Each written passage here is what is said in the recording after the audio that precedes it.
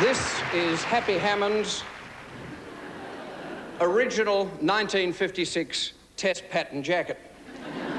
I borrowed it from Andrew's father. Do not adjust your set. Hello, good evening, and welcome to the State Theatre in Melbourne and the 4th Melbourne Comedy Festival debate, now the second hottest ticket in town after a one-way ticket to Queensland. Philip Adams' first law of television is that the weight of the backside is greater than the force of the intellect. Perhaps that's why so many of you have been content to park your backsides on theatre seats rather than stay at home and be forced to think about the program on television. Have you torn yourselves away from a guaranteed good time, or have you positively rejected television as a bad influence? That is the essence of our motion that TV is bad for you. According to David Frost, television is an invention that permits you to be entertained in your living room by people you wouldn't have in your home. We have 6 of them right here.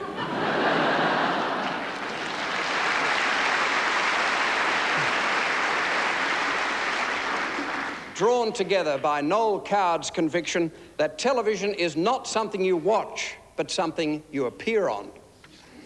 TV critic turned star Clive James advises that all you have to do on television is be yourself, provided that is that you have a self to be. After 5 years of mucking around on the medium, this man has no idea. But whoever he is full of wonderful ideas. So how come he's on television? Because it's good for him and bad for you. To lead the affirmative case, Andrew Denton.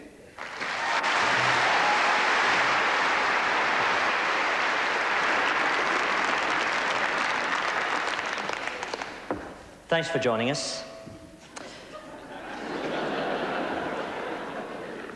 It is not enough for these people here to argue this afternoon that television is good for you, that it can be entertaining, educational, even therapeutic.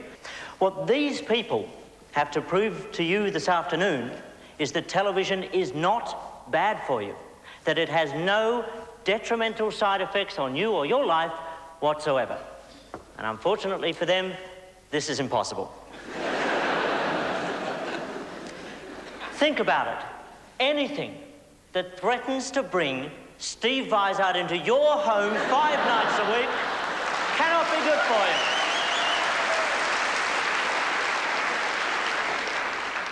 This is unarguable, and it's also a cheap shot, because, as my colleagues and I will demonstrate this afternoon, the fault lies not in our TV stars, but in ourselves. Take your brain, for example, an extraordinary organ which sets us apart from the entire animal kingdom, which enables us to encompass concepts such as time, space, logic, to create and appreciate maths, poetry, music, art. Why, then, do we choose to fill it with 427 episodes of Gilligan's Island? Especially when we know that no matter what happened last episode, in the next episode, the same people will be doing the same overacting on the same island, and nobody is leaving. In it goes, right next to the 700 episodes of Lost in Space. Taking up precious neurons which could be employed doing something wonderful. And the awful thing is that the more of these pieces of crap you load into your brain, the more the brain begins to lose things it might one day need. So eventually you end up knowing all the words to the Mr. Sheen commercial, but the name of the Prime Minister mysteriously eludes you. Perhaps a more potent example of the detrimental effect that television can have on your brain is to think of how people react to the prospect of being on television.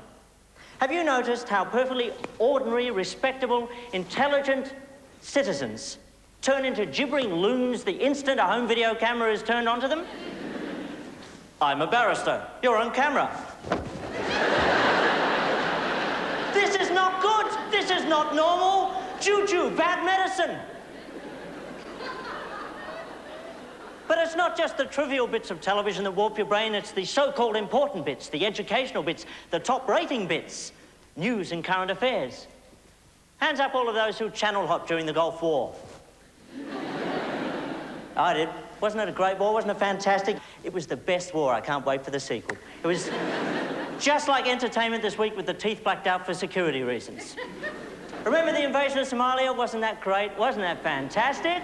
I love that one. All these Marines invading Somalia by night onto the beach. The only thing to guide them, the lights of 100 TV crews. The Pentagon is still unsure if it was an invasion or a photo opportunity. It's an ugly business. Henry Ford once said that history is bunk. Well, I say to you that TV news is bunk. Consider this. If Jesus came to Earth tomorrow as an American, he would be on every television and current affairs show known to man before doing his Nike ad. But if Jesus had the misfortune to come to Earth tomorrow as a citizen of, say, Senegal, probably the only TV show he may get an appearance on would be The Extraordinary on Channel 7. Where Warwick Moss would introduce him as a bizarre voodoo man from Senegal who can raise the dead and walk on water. And after that, extraordinary footage of a Russian goat that levitates. I'm going to break some news to you now, which may come as a bit of a shock. One of the reasons that television is bad for you is because it's not for you. Television is for a very small group of extremely wealthy men who, as an American television executive once put it so charmingly, make programs for the people we fly over.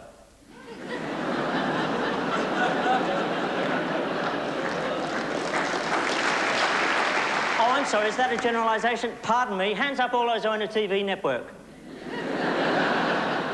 No, anybody own a TV station here today? Oh, well, there goes the airways are a public resource theory. You must... No, Campbell. Down! Very bad. And you can't fight this system. You cannot destroy your TV. You do so at your peril. Keith Moon used to throw them out of TV windows. Elvis Presley used to shoot them. They both died horrible deaths. Coincidence? Find out after the story about the levitating goat. But there is one more thing about television which is even worse than these. More pathetic. No, not telethons. It's this. You invite this evil little piece of furniture into your house. You let it play with your kids. You welcome it. You get it to tell you what's going on in the world. You begin to look forward to being with it. You spend more time with it than most members of your family. You love your TV set. And the pathetic thing is, it would never have someone like you on it. You would never be on your own TV set because you're too dull. You're too much like everybody else. And why is that? Because you spent too much of your life sitting there watching TV.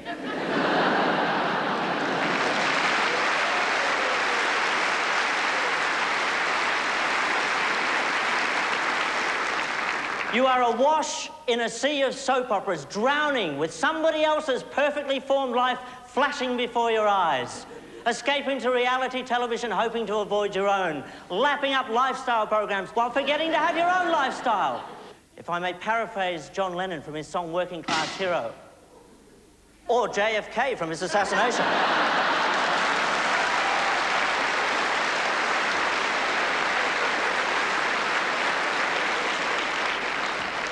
Campbell, if you want me to get off, you can just ring the bell again, all right? To paraphrase John Lennon, you think you're so clever and classless and free, but you're just TV viewers, as far as I can see, and that, above all, is why TV is bad for you.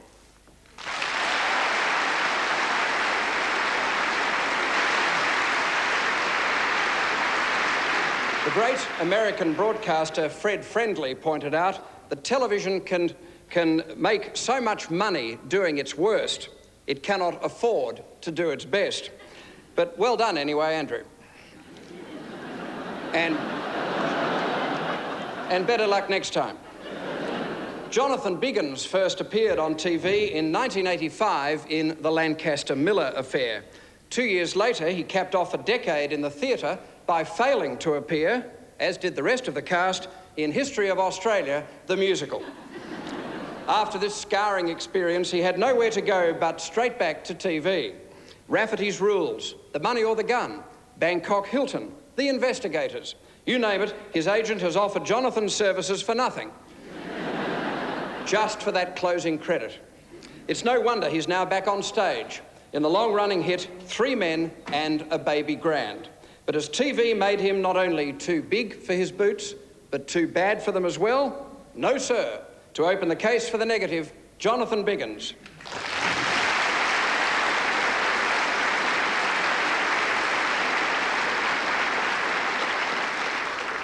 Mr. Moderator, Mr. Music, ladies, gentlemen, and an estimated potential worldwide viewing audience of 2.78 billion people, welcome to Melbourne, the comedy capital of Victoria.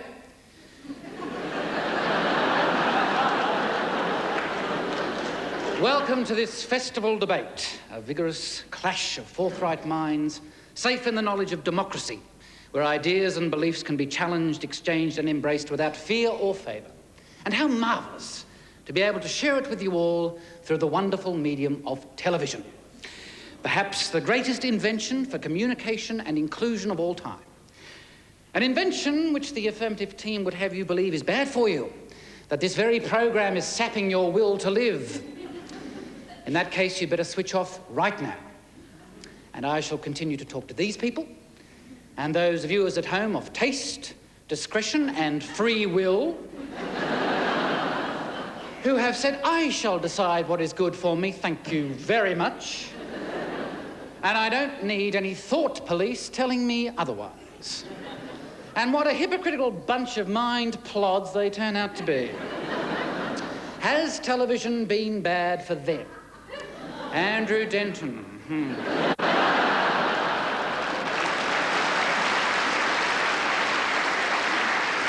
Now, I think it is fair to say that were I to walk down an average street with a television camera, approach an average citizen, as Mr. Denton himself has done from time to time, when he wants people on his show that he doesn't have to pay,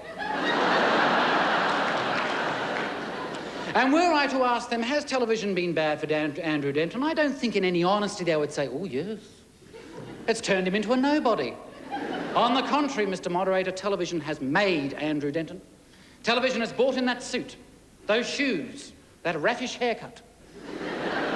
It's even had something to do with his love life. As I read in the gossip column of TV Week many months ago. And they were right, as it turned out. His debating style is from Perry Mason.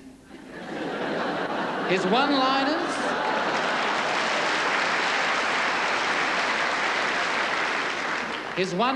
from early Golden Girls. And his waistcoats from old episodes of Bluey. Featuring the, to my mind, largely overlooked Lucky Grills. His very demeanour is imbued with the magic of television. He wears a radio mic so he can wander around in an unsettling and startling way. He doesn't remember all that guff. He's got miniature autocues focused on the lenses of his spectacles.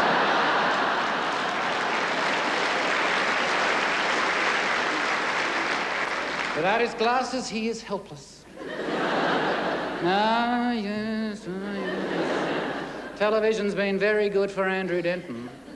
I mean, if it wasn't for television, would he sit on a bus and have people looking at him saying, gee, I wonder where I've never seen that face before? Of course, that happens to Alan Saunders all the time. Alan works for Radio National. Yes, I had to look it up as well. There's probably more people in this theatre than listen to it, so of course Alan leapt at the chance to get his bonce on the telly. And Judith Lucy, I don't think she waits at home for her agent to ring and say, look, I've got you this marvellous gig on a community FM station. They want you to do some right-on jokes about empowering minorities. No money, no one listens, but I think it's the right career move. Television is a vital industry with the ability to reach, educate, amuse, enthrall, and move millions. Full of challenges and excitement where the person of little or no talent can rise to host their own Tonight Show.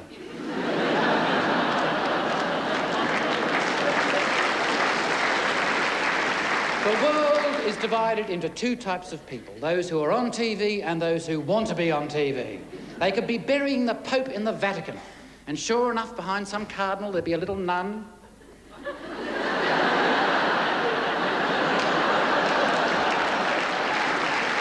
Anyway, I think it was Pope Boniface III who said, nothing much on the telly tonight.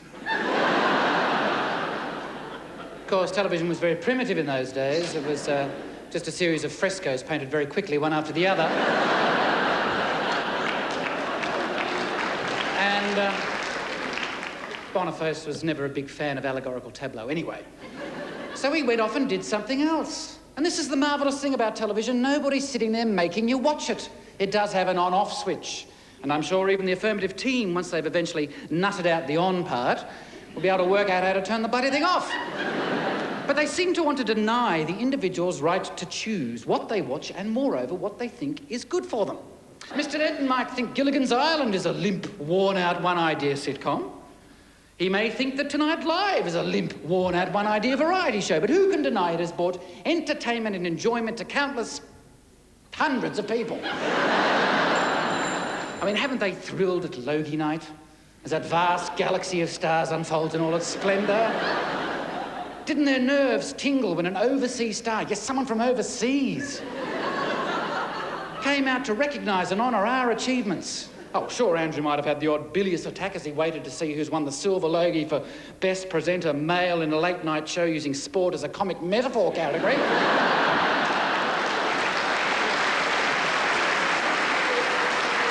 But even he, ladies and gentlemen, must have felt the lump of pride as Darryl Eastlake strode up to accept the award.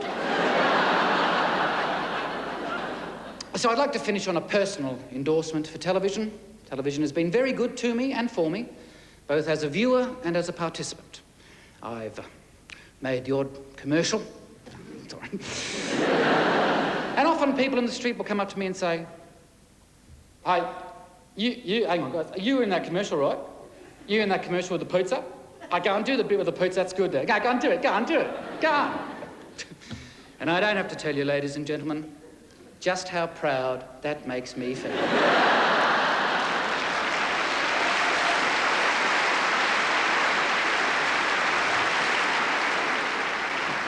Alan Saunders has a weakness for the media. Yet, as a master of science in logic and scientific method, he's spectacularly overqualified to partake of the media. Still, he has made a meal of it. In print, as a regular columnist on food, and on Radio National in the science show, Science Bookshop, and the food program. He also helped organise the 6th Symposium on Australian Gastronomy, which was held in Geelong. For no apparent reason.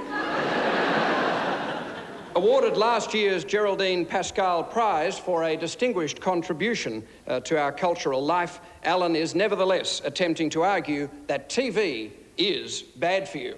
That's not only a tall order, but quite a mouthful. Continuing the case for the affirmative, Alan Saunders.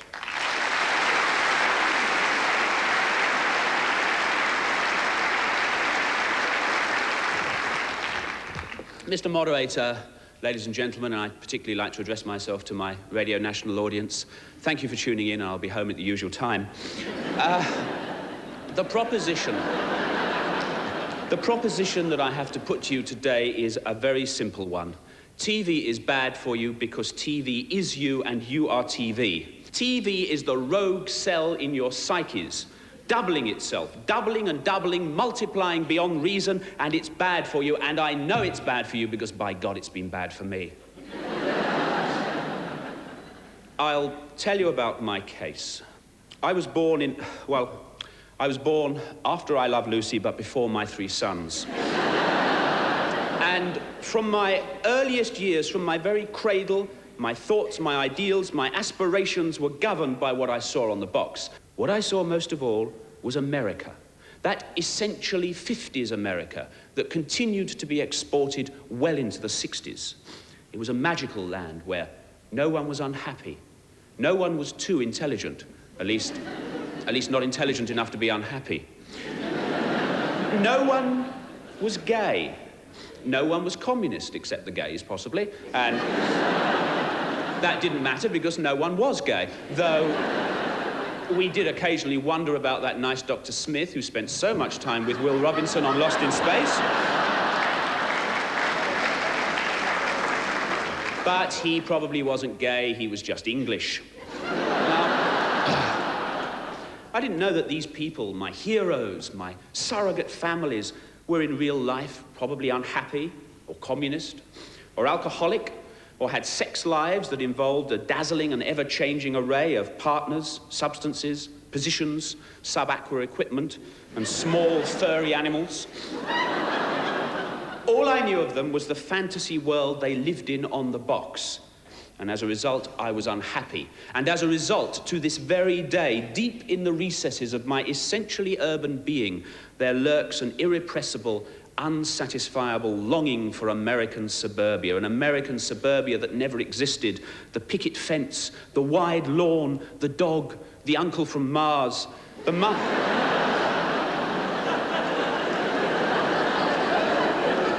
mother-in-law who can turn people into frogs just by wriggling her nose. I grew up, just a little, I grew up and I watched the Avengers and I longed to be John Steed, urbane, debonair, with an umbrella that never got wet. And above all, I longed to be thrown around the room by a woman in black leather. An ambition that I have since found is very unrealistic. Or at least extremely expensive. Now, it's enough to say that you see before you a man ruined by TV. But no more ruined, let me say, than any one of you, ladies and gentlemen. You too have been formed by TV, and you too have been broken by it. It has made you, it has made us, into the trivial people that we really are, and now it reflects that image back to us by offering us nothing but trivialities.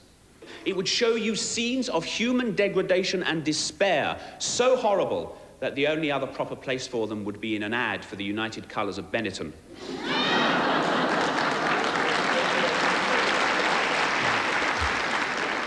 But is this what you want? Is it what I want?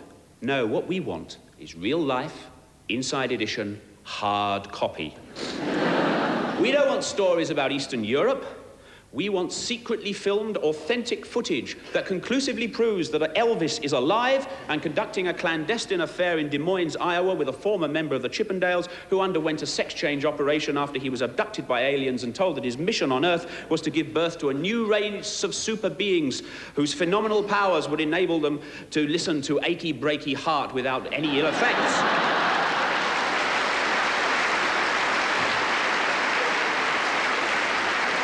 That's what I want in a current affairs programme, and that's what you want too. And there is no resisting it. I used to try to resist it. Do you remember a show called Perfect Match, sometimes called Blind Date? Hosted by Greg Evans, a man made for that job, and for no other. Now, I used to sit down to watch Perfect Match, and I used to tell myself, I'm going to do this in a detached, cynical, postmodern way. A Radio National way. I'm going to deconstruct the discourse. I'm going to subject it to a feminist, structuralist, semiological critique. After 5 minutes, I was saying, oh, I do hope she picks him. There is no resisting it. What about food? TV has warped your expectations even about something as elemental and basic as food.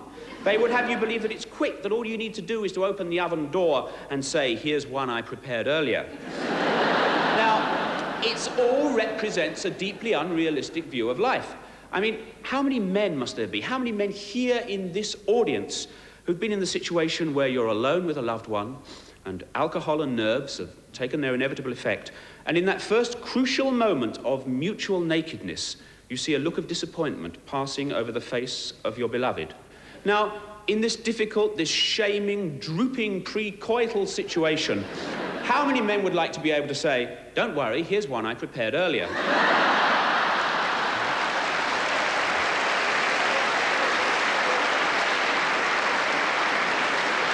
I know I would. Frequently. But then, that's the ultimate lie that TV tells you. It would have you believe that life can be prepared in advance. Because TV, unlike life, is always designed. TV, unlike life, is always scripted and edited. I mean, think, ladies and gentlemen, how much better your lives would be if they had a decent set of production values. Think how much better the lives of the team for the Negative would be if they had a decent script editor. But they haven't, and we haven't. None of us have. And so we continue to lead our lives in the way in which people have always led their lives, wandering, confused, and inchoate. And that, finally, is why TV is bad for you, because it makes you vainly believe that things can be otherwise, that life can have shape, dramatic texture, that it will have rhythm, momentum, that it will lead to a final glorious moment of reconciliation before the credits roll. A climax, a catharsis, a punchline. Well, it won't.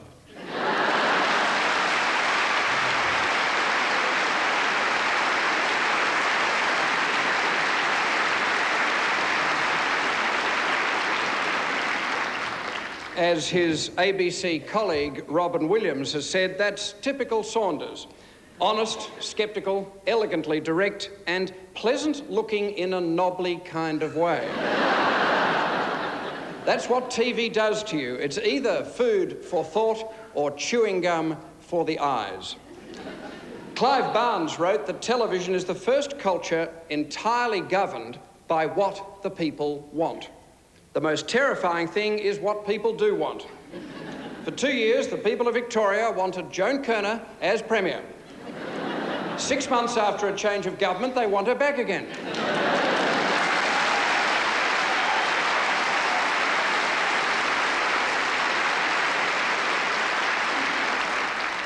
Well, almost.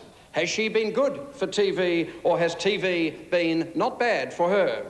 To continue the case for the negative, and if you'll just look into that camera lens over there, you'll find what you're looking for, Joan Kirner.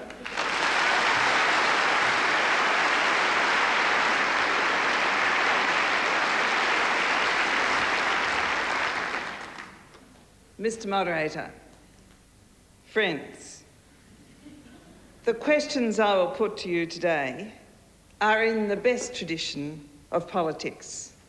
Simple ones. There will be others on the panel, amongst our opponents, who will try to confuse you with multiple definitions and complicated arguments. But I will fulfil, as usual, the politician's creed. Keep it simple, darling. Therefore, I ask you the first question. How can TV be bad for you if it brings into your kitchen Andrew Denton and Wendy Hum? And then, with your own flick of the switch, gets rid of them. Do you realise that almost the only bit of power that Victorians have left to them today is to flick the switch on Jeff Kennett?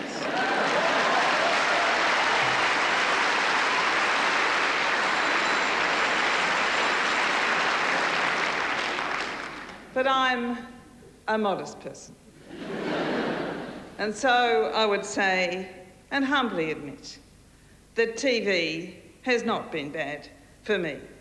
Now, Paul Keating, if he was being truthful, would have to say that TV is not bad for you. In evidence, he would point to Question Time. TV and he have made Question Time an art form. Let me just remind you of some of those wonderful things on Question Time which have shown us that TV is not bad for you.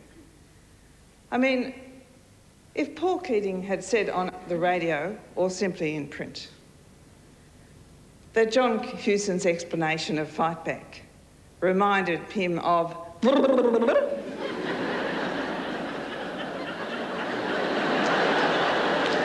had you got that on radio or in print? Would have sounded just like Tim Fisher au naturel or Peter Reith at his best. But you can do on TV. Andrew does it all the time. Clive James, that brilliant TV performer and interviewer, says that the best function of TV, it's not bad for you, because in fact it provides a window on the soul. The souls of people like Mikhail Gorbachev, the souls of people like Nelson Mandela, one of my heroes, one of Andrew's heroes, and they could not be stopped by the repressive forces in their community because, in part, by the power of TV. Now, let's take Bronwyn Bishop. No, let me reverse that. Let's observe Bronwyn Bishop. Without TV, we might have thought that Bronwyn Bishop was in fact simply a very careful arguer for the public against hapless public servants, hapless taxmen. But thanks to TV, we know she's much more than that. We know that she is intent on redefining leadership as Maggie Thatcher to the power of one. The power of one Bronwyn Bishop. Paul Liner puts it well. He says that Bronwyn Bishop has redefined politics into warfare, with the image of Bronwyn standing there in a Centurion tank. She was the one with the black outfit on. For camouflage, read Bronwyn Bishop smiling. For ceasefire, read Bronwyn Bishop sleeping. And for indispensable on television, read Bronwyn Bishop's hairdresser.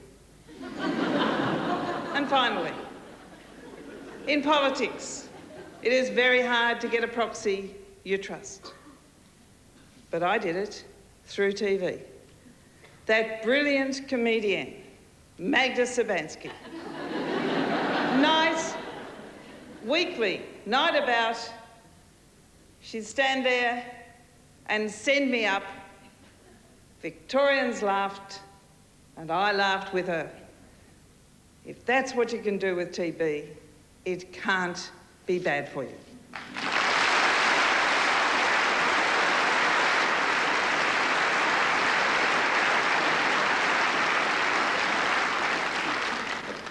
T.S. Eliot wistfully defined television as a medium which permits people to listen to the same joke at the same time and yet remain lonesome. Ah, Joan. Let's cheer ourselves up. Judith Lucy first appeared at Melbourne's Le Joke 4 years ago, immediately attracting great acclaim for her brilliantly funny ability to take everyday experiences and boldly expose their idiosyncrasies with deliciously extravagant irony. She also has an agent who talks like someone from Entertainment Tonight underwater. Watch out for the third speaker from the left. Or is it the right? Judith Lucy.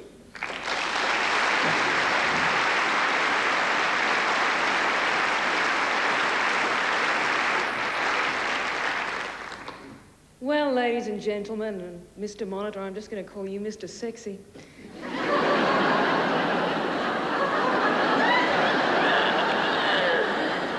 You know what I see here, plain and simple? I see truth on this side, and I see avarice on this side.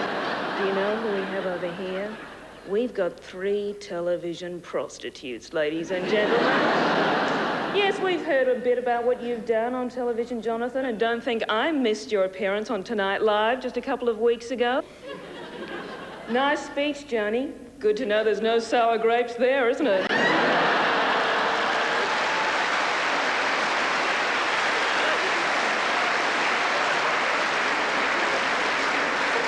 I mean, let's face it, now that the political career's gone down the old gurgler, Joan's probably, you know, angling for a sitcom.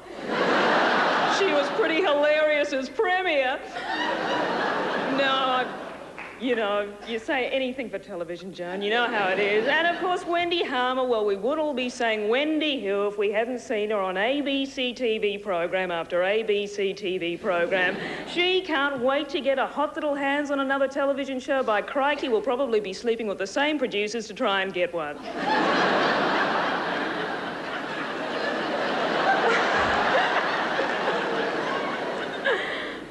I'm going to stand before you now and say I love television, and not that I want to rub anybody's face in it, but I am the youngest person here today. And I actually don't have a memory of life without television. And like Alan, I was affected by it, ladies and gentlemen. I had some pretty strange ideas as a kid. Good God, by the time I was 6, I had an American accent. I was getting around in a pink genie costume. Every time the phone rang, I was picking up a shoe. Still believe that you could build a fax machine out of coconut shells. Then I started watching things like Days of Our Lives, General Hospital, Another World. I wouldn't look at a man unless his name was Chuck or Snapper. I mean, I didn't think you could have an intense conversation with someone unless they were standing behind you and you were looking out, just doing a lot of meaningless expressions.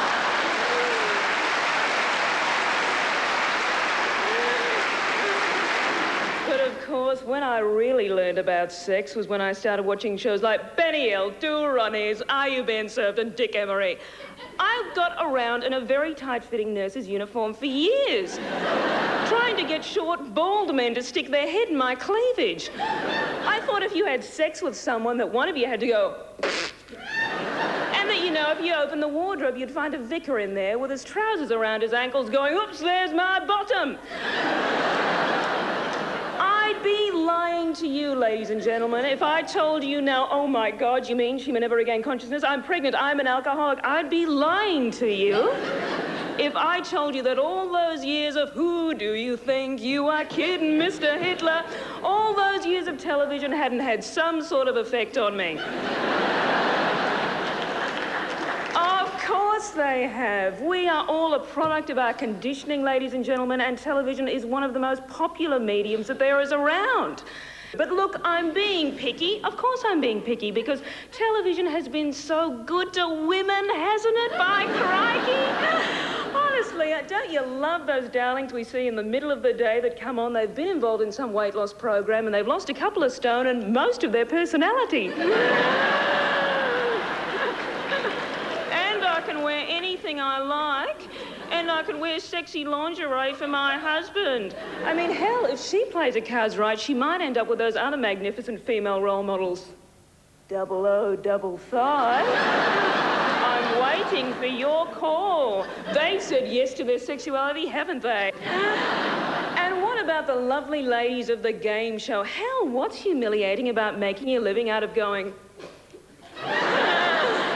pretending you like John Burgess? Isn't he just one of the bevy of really attractive men that we've got on television? He's right up there with Ernie Sigley and Clive Robertson, isn't he? Do you think if a woman looked like that, she'd get on your television screen?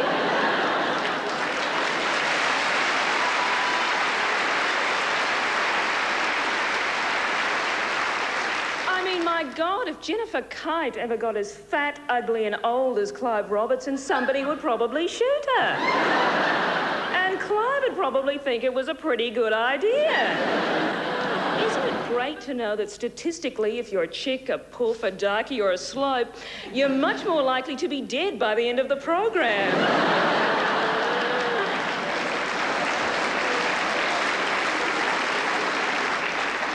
It's one of the only ways you're going to get on telly, so may as well make the most of it, eh? But don't worry either if you're an actor and you're not getting work on any of these programs and you're thinking, oh, how am I going to get myself onto primetime telly? Just act like a complete psychopath and give old Mike Willesee a call.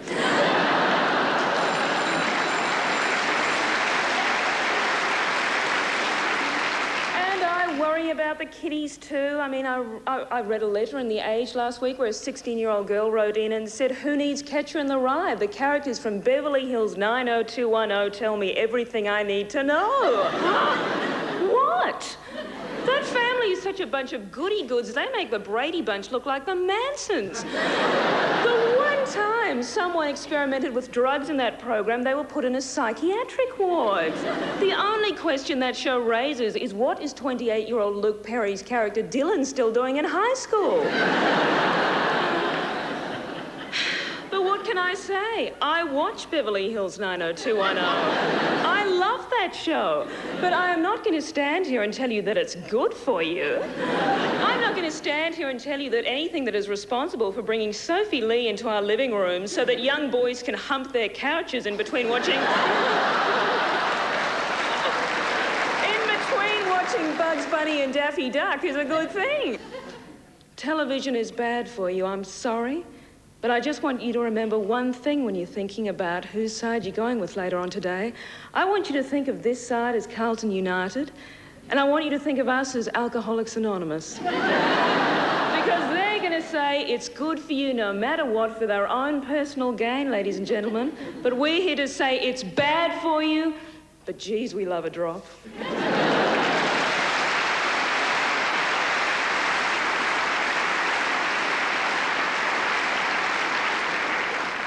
I have a confession to make. My real name is Chuck. And Judith and I are getting married later this evening. Decades ago, Bob Hope quipped, "It's amazing how many people you see on TV. I did my first television show last month, and the next day, 5 million television sets were sold. The people who couldn't sell theirs threw them away."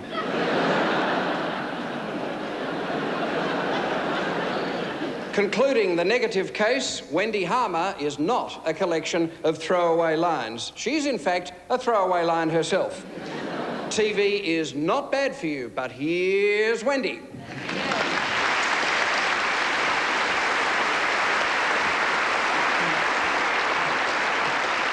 Ladies and gentlemen, Mr. Moderator, and the handful of viewers remaining, what you've been hearing tonight are a bunch of worn and tired out arguments from a bunch of thought police, elitists, and snobs, people who are, as Andrew Denton said, entranced with the majesty of their own brains. Well, some of us aren't so entranced. You group are a group in intellectual denial. These are the sort of people who, after you've come up to them and you've just given them all the best lines from The Simpsons, will look down their noses at you and say, "Oh, I don't watch TV, actually." As if they're occupying some Elysian moral high ground littered with back issues of Quadrant magazine and Playbox theatre ticket stubs. Ladies and gentlemen, I'll tell you why TV's a bad thing for you. If there was no TV, you would have to go out. Maybe you'd go to the local wine bar where you'd find a man like Andrew Denton propping up a frisky little Chablis and boring you witless with some monologue about why a game of football is a meaningful allegory on the human condition, as he's been doing ad nauseum on TV for years. Or you could go to a live comedy club and you could see Judith Lucy performing there, and if you hadn't seen the ad she was taking the piss out of, you'd miss her entire act.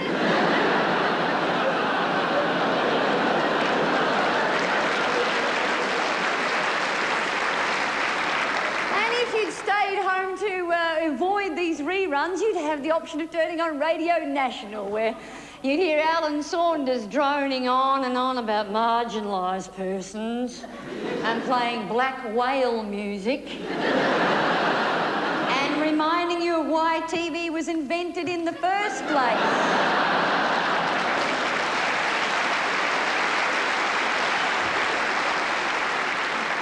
These people over here are saying if you took TV away, our lives would be richer. They would be fuller. No, they wouldn't. You take away play school and parents themselves would have to be up at 6 in the morning singing the jumping song. You take away the Today Show, you'd have to get your husband to read you the headlines from the morning paper. And odds on he'd end up wearing a teapot rather than a Logie nomination. You take away Hey Hey It's Saturday, and to get that quality of entertainment, ladies and gentlemen, you'd have to go to a local supermarket to see a non-stick fry pan demonstration.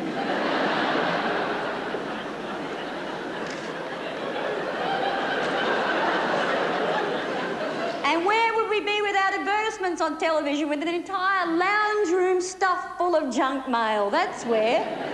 Look, Mr. Sheen and Spray and Wipe are the necessities of life. Do you really want to go back to the days when advertising men sell you things door to door? You want to wake up one morning, 10 o'clock Sunday morning, and there's John Singleton in his Porsche parked across your lawn with a boot full of squeegee mops. And you thought the Mormons were appalling.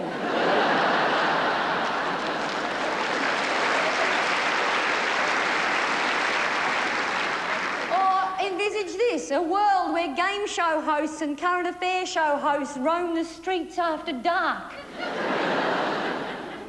Where a lone female could run into Ian Turpie or Darren Hinch with time on their hands. A world where buskers shout, "Oh, what a feeling," from every street corner. Where the cast of GP performs street theatre. TV saves us from this horror, ladies and gentlemen. All right, imagine spending time with your real neighbours.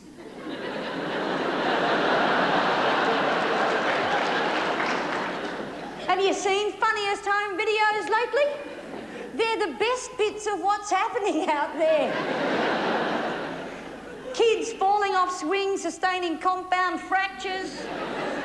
Dogs with their heads stuck in rubbish bins. In fact, Sylvania Waters is exactly the result of putting real life on TV.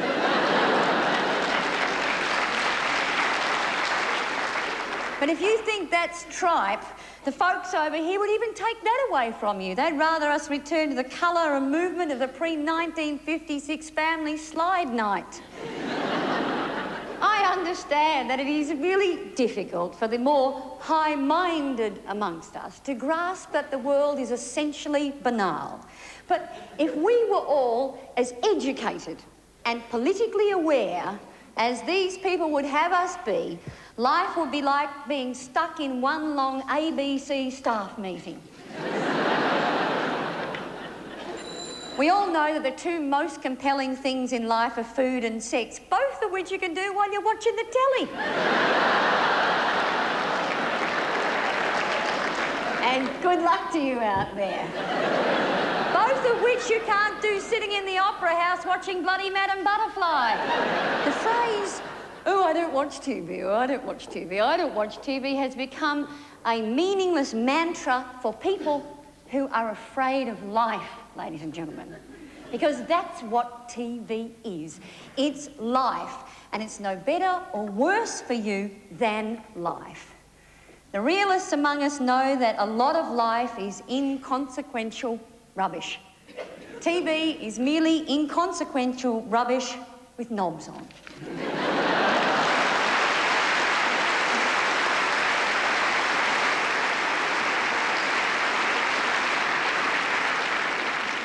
We'll just wait for a moment while those at home finish what they're doing.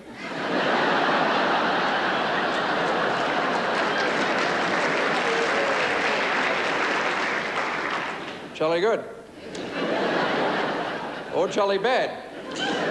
And so the program ends and the commercials begin. When asked what he wanted as his epitaph, Johnny Carson said, "I'll be right back." So too, to sum up, will be Andrew Denton in a naked grab for extra screen time for the affirmative and in a 2-minute grab for the negative, Wendy Harmer. Not the longest. So little said, so much time.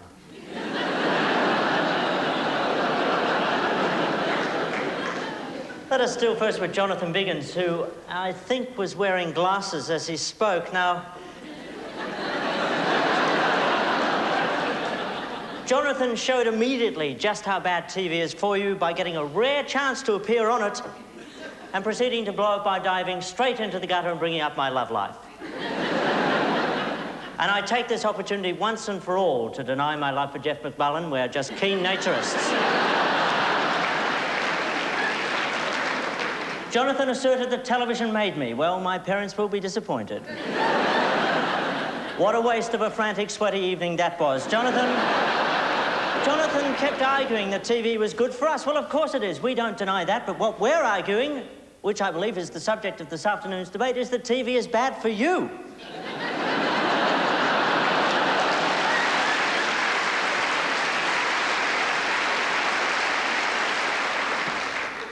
And expectably, he trotted out the tired old cliche that we can always turn the TV off.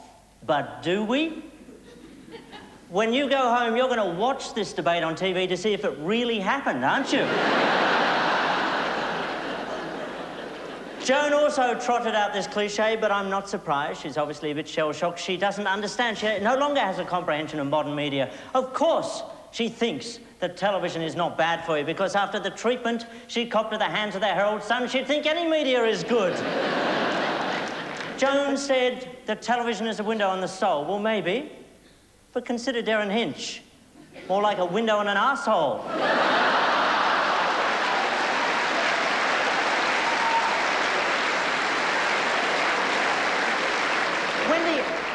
TV is life. TV is life. I presume that she's going for a drink with the Simpsons after the gig. Wendy, a former Radio National DJ, as I recall. Living proof that the world is essentially banal. Wendy mystifyingly used terms like intellectual and work of art, whereas I thought we were talking about television. We don't want you to turn your TV off. We want you to turn your brains on. Maybe what you'd like to consider now is fairly daring. Before Wendy gets up and speaks, you sitting at home, turn off your TV.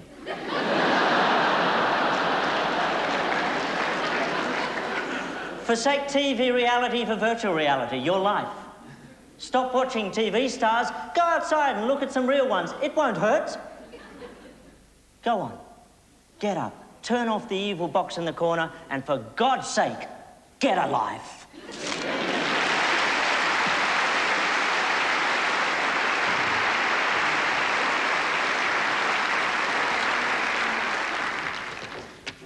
Ladies and gentlemen, if Andrew Denton is not going blind from watching too much TV, after seeing him up here tonight, I think you'll have a fair idea of what is making him go blind. And he's doing it in public.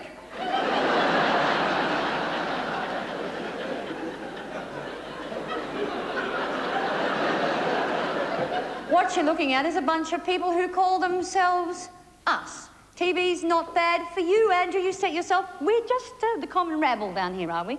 We, on the other hand, believe that TV, as we have said, is one of the great democratising forces. Of course, TV's stupid. We weren't expecting to learn anything from TV. There's nothing more stupid than watching TV take itself seriously, like the Logies. One of the most hilarious evenings you'll ever spend. Andrew Denton says that people like you and me don't appear on TV. That's not true. I tell you, with the cast turnover of Neighbours, every one of us is going to end up appearing on TV. And the best thing about it is you won't even have to have any talent. All you'll have to have a talent for is being kidnapped by Muslim extremists at the local milk bar.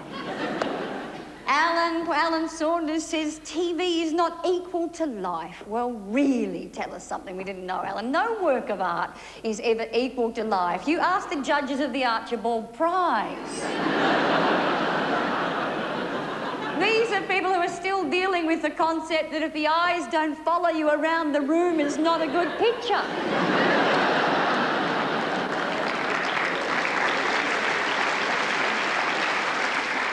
And Judith Lucy, the human sponge. What sort of porous material is your brain made out of, Judith? You've obviously had your hot rollers in too tight, darling.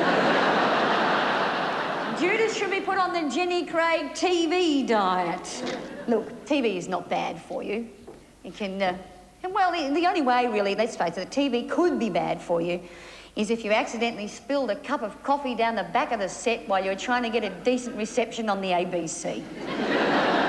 We rest our case, thank you.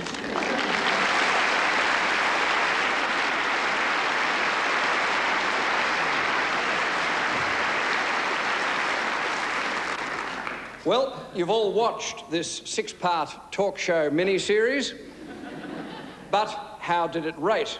Because the cameras can't bear to look at you all, we're going to take it tonight on the voices. Those in favour of the affirmative argument that TV is bad for you, say after me, I'm mad as hell. Turn it off. I'm mad as hell, turn it off. I think that got that in stereo. And those in favour of the negative argument that TV is not bad for you, say after me, yes, please, turn it on. Yes, please, turn it on. Oh, that was pathetic. But unlike TV, we're not going to try it again. OK, you win. No more TV.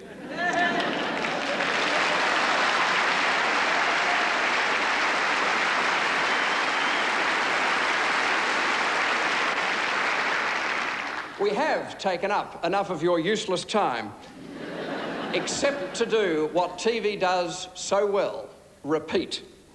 These words were written by Goodman Ace to Groucho Marx. We call TV a medium because nothing's well done.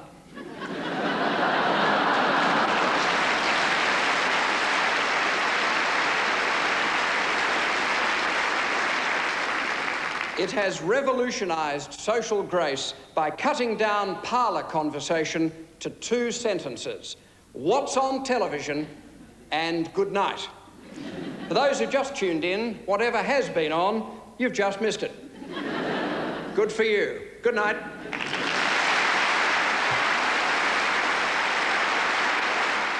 That was the final World Series debate for now. Later tonight, Kate Sobrano is joined by Annie Crummer, Gia Carides and the Movin' Groovin' Orchestra. Don't miss the exciting live music of Kate Sobrano and friends, tonight at 10 o'clock. Shortly on ABC, Absolutely Fabulous.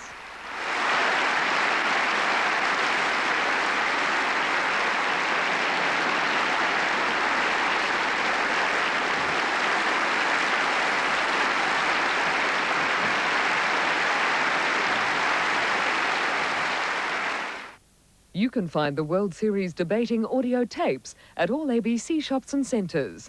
And this debate is available on video by calling television programme sales on Sydney 02 950 3173 or 02 950 3174 during business hours.